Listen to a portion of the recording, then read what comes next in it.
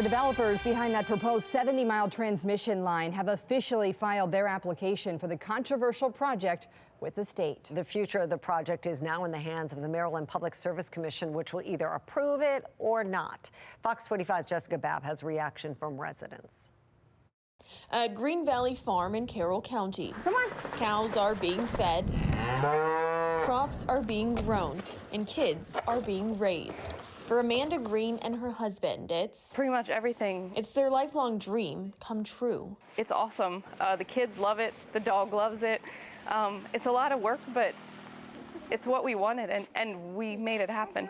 So it's awesome. Their farm, which was put in conservation easements years ago, even commemorated in this painting. And this is literally our farm. Celebrating preserved land in Maryland. But now their dream could be in danger. How ironic that the very farm to celebrate all the ag preserved land is now possibly gonna get taken for it, you know, the actual opposite of what it's supposed to be for.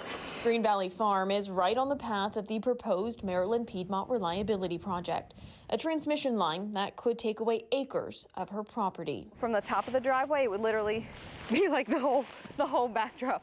Like everything you see. Tuesday, just hours before the new year, Public Service Enterprise Group, the developers hoping to build the nearly 70-mile transmission line, officially filed their application with the state. Every step, it's like getting worse.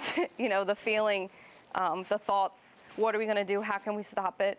I mean, we all have to come together to stop it. One of us isn't going to do it. PSEG arguing in their application, if the transmission line isn't built, the grid won't be able to keep up with new energy demand, and say there could be blackouts and major reliability issues as soon as 2027. But they also acknowledge a lot of that demand is coming from data centers. Then we should be doing something else, because regardless, this isn't helping Maryland. Now it's up to the Maryland Public Service Commission to decide. It sucks.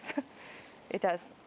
It's like an undescribable feeling, because you feel like kind of helpless. Like, man, I hope that the Public Service Commission can help us.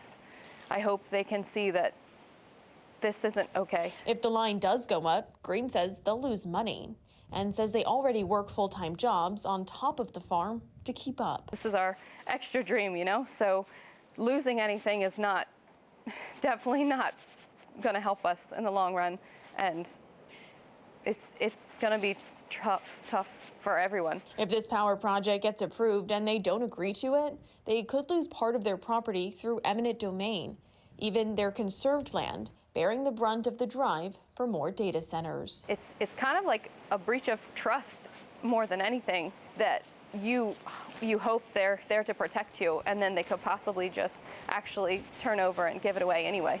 Well, this is one example of a conservation easement. This session, Senator Benjamin Brooks is planning to introduce legislation to make sure conserved land along this entire route stays protected. I think the landowner has a right, the conservation organization has a right, you know, and we want to protect those rights. For now, farm life continues for Green and her family, and she says the fight is far from over.